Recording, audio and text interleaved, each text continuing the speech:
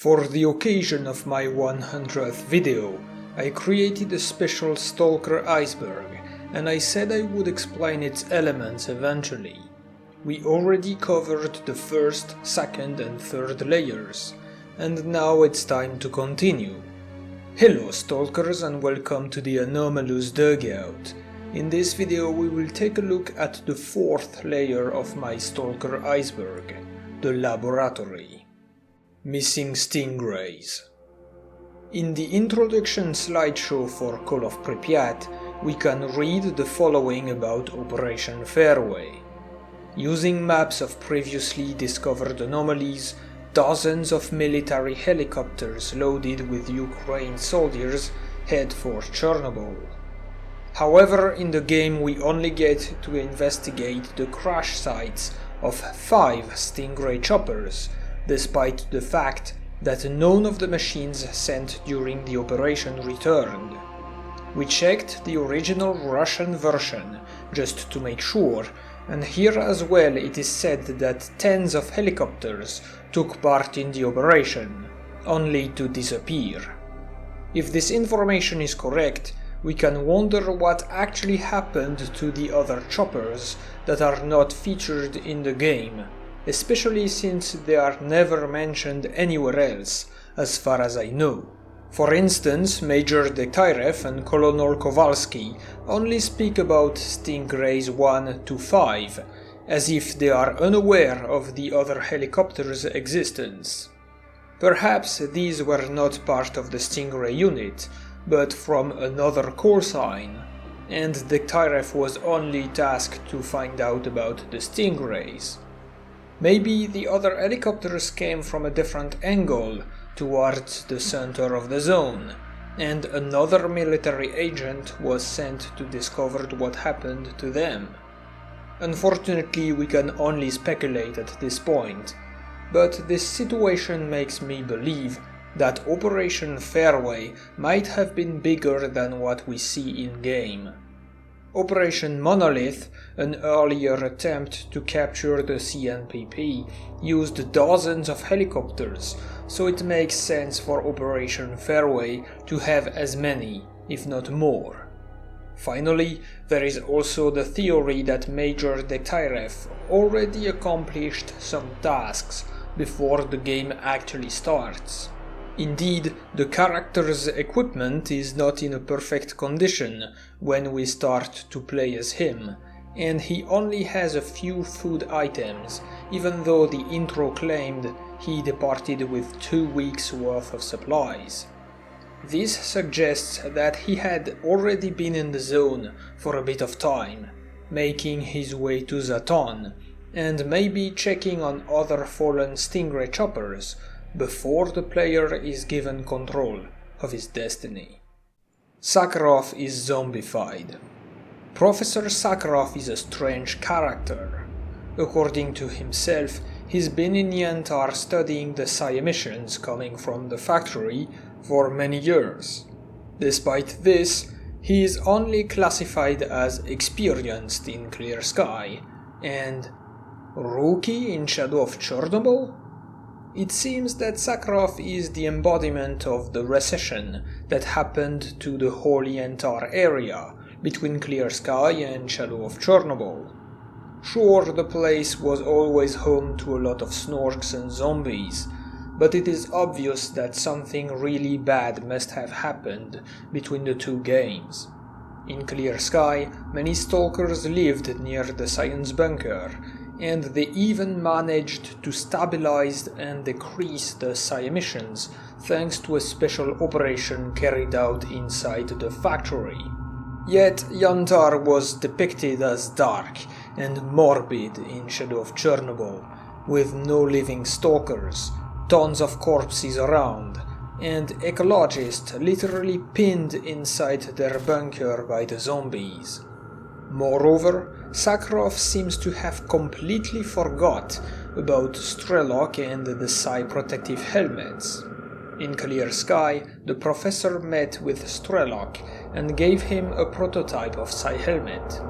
And the exact same thing happened again in Shadow of Chernobyl, the only difference being that Strelok had amnesia, and thus was known as the Marked One. Further, new measurements had to be taken to fine-tune the Psi helmet, even though the device was invented more than 6 months ago. Like, come on, did the scientists lose all of their research and started all over again? Some believe that all these unfortunate setbacks can be attributed to a raid of the Monolith faction, which took place between the two games. Indeed, in Shadow of Chernobyl, many corpses of Monolith fighters can be found in the factory and Lab X-16, which were not present in Clear Sky. It is unknown what the goal of the Fanatics was, but it is possible that they changed the settings of the biological Psi emitter, turning it to full power and affecting the entire surrounding area in the process. Coming back to Sakharov, a theory claims that his constant and prolonged proximity with the emissions has slowly influenced his brain. While he might not be completely zombified, a process similar to zombification could have been applied to the professor's consciousness over the years, explaining his strange behavior and his memory loss. I don't trust you. After completing the final mission in Call of Pripyat, the military evacuation, you are given a choice to leave the zone or stay. If you decide to stay and make your way back to the laundromat, you will at some point hear this strange phrase out of nowhere. I don't trust you. It is unclear who sent you this message and why. However, it is possible that one of the stalkers who just arrived at the laundromat was responsible for it. Indeed, the place was quickly captured by the loners after the departure of the military, as they were led in Pripyat by the guide Gary. Even Yar decided to come along. Therefore, it is possible that the new residents don't trust the T.A.L.K.E.R, because he arrived from a different path, or perhaps they were suspicious of him being a soldier. Maybe someone found out that he's an undercover agent, who knows. Zulu, Strider, or even Vano could have snitched on the Major's real identity, or simply revealed it by mistake. Furthermore, I managed to find that the original line is actually spoken by Torba at Yanov Station. I don't trust you. He will refuse to talk to the player until we rescue his friend Mitei, who was captured by the bandits. Yet it could not have been Torba who said this phrase again in Pripyat, because it appears that he stayed in Jupiter. So the mystery of the infamous "I don't trust you" is still complete, and the person who said the line and the reasons behind it remain unclear. If you somehow find any information about this, make sure to share it in the comments. That would be interesting. Multiple brain Scorchers. We created a network of psi fields in the way to the zone center in order to recruit agents. You know one of these fields by the name of Brain Scorcher. According to the Sea Consciousness representative, the Brain Scorcher is only one of several devices that together create an entire network of psi fields used to protect the center of the zone. And once again, this is not a problem of translation, as the Russian version supposedly says, "On the approaches to the center of the zone we have placed several psi machines, the largest of which is known to you as the Brain Scorcher."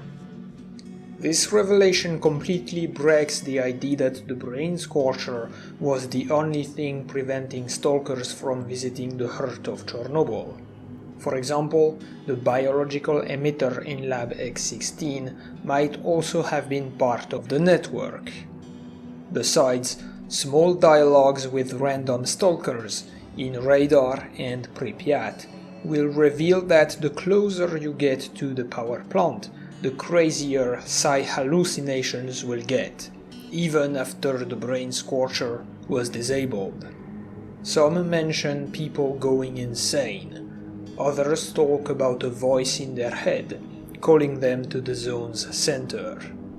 Undoubtedly, this voice is the one of the Monolith, or Wish Granter, another psi device able to influence the minds of stalkers in a large radius, although in a much more subtle way than regular psi emissions. The fact that such emissions supposedly exist around the power plant may be the reason why S.T.A.L.K.E.R was tasked to disable Strelok's psi protection at the end of Clear Sky, rather than simply shooting him. Speaking of the CNPP, did you ever notice these large dishes scattered around the generator's area? I'm not sure what they are used for, but perhaps their purpose is linked with the strong telepathic forces said to be present in the heart of the zone, which were not felt by Marked I during his raid because he was wearing the protective helmet. Interesting detail, these dishes were nowhere to be seen in Clear Sky, only seen in Shadow of Chernobyl, meaning that they were not built yet. Or the devs just forgot to implement them. Who knows at this point? Lastly, there are probably many other less powerful psi antennas, contributing to the Psi Consciousness's defense network, and that might have remained active. For instance, we know of this strange device, found in different places in Call of Pripyat, which appears to be a small-scale psi emitter, as well as a former transmitter, conveying the Monolith crystal's orders to its brainwashed followers. Pripyat 2. It is no secret that at this point, Pripyat has a huge problem of positioning. In both Shadow of Chernobyl and Clear Sky, the city is located directly south of the nuclear power plant. However, it is obvious that this was changed in Call of Pripyat, because the areas in this game were made much closer to their real-life counterparts. In reality, Pripyat was built northwest of the Chernobyl station, which matched perfectly with the setting of Call of Pripyat's maps. This strange situation, which I like to call the Pripyat paradox, has caused many problems to modders while making their maps, and it will have to be solved by GSC during the making of S.T.A.L.K.E.R 2. I have the feeling that they will place Pripyat in its real-life spot, just like in Call of Pripyat, but who knows, maybe they will come up with something to explain why the city was seen elsewhere in previous games. Of course, fans have made their own theories. Some believe that this is the result of a huge anomaly, which could have teleported the entire city, or even crazier, made a copy of it. We talked about the zone creating copies of living creatures in the previous Iceberg layer, so it's not out of the question that locations could be copied as well. All of this may be linked to space anomalies that are known to create some of the weirdest phenomenons in the zone. Can you imagine 2 different Pripyats in the same exclusion area, just a few kilometers away from each other? Personally, I prefer to consider that the maps from Shadow of Chernobyl and Clear Sky are simply wrong, or that the stalkers were affected by a strong mass hallucination, perhaps caused by the intense psi fields found near the center of the zone. In fact, there are those who claim that Strelok's trip to the sarcophagus was like a fever dream, basically invalidating Shadow of Chernobyl's endgame. But we'll talk more about that idea another time. Monolith rules the world.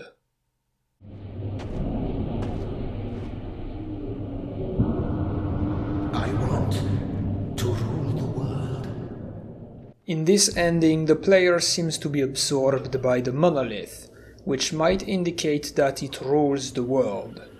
Of course, I have already said before that the bad ending of Shadow of Chernobyl should not be taken too seriously. Yet this one in particular has sparked this idea in many players that the Monolith might have much more power than shown. We know the sea consciousness is able to effectively brainwash people into doing its bidding, both in a violent and fanatical way as seen in the Monolith troops, and in a more subtle and secretive way through the use of marked agents. Therefore, we can imagine that such minions could easily spread outside of the zone and infiltrate communities, companies, and governments, following the orders of the sea consciousness, either religiously or subconsciously, without even realizing it. With such methods, the sea consciousness would be able to build a large network of allies, spreading its influence beyond the borders of the zone. This may explain how the Monolith faction is reliably supplied in weapons, ammunition and other equipment, while being confined to the surrounding areas of the Chernobyl power plant. It could also explain the military's incompetence when it comes to raiding the Monolith's territory, as some high-ranking officers may be under the control of the sea consciousness.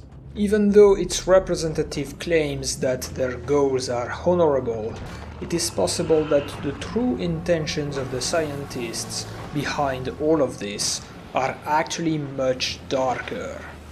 In fact, in an old ending for Oblivion Lost, the game which became Shadow of Chernobyl, the player was to become a weapon of mass destruction, sent by the people ruling the zone into the outside world. In the finale, the player would have sent a deadly message to a large part of the world's population through a widely diffused TV broadcast, killing all who witnessed it and increasing the size of the zone in the process. Final Day killed Fang. Final Day, also known as Last Day, is a faction mentioned by Barkeep in Shadow of Chernobyl. According to him, Strelok's friend named Ghost was the one who murdered the leader of Final Day. Apparently, this mysterious faction was planned to be featured in more details in the game, but the idea was removed during development. Here is what we can read about them in the design documents for Oblivion Lost, the game which eventually became Shadow of Chernobyl. Their records say that Doomsday is coming, and the zone will critically increase its territory and engulf several countries. The Last Day Stalkers hunt down zombies, study psi influences, develop theories on psychotropic weaponry and its applications. This description seems kinda familiar. It reminds me of Clear Sky, of course.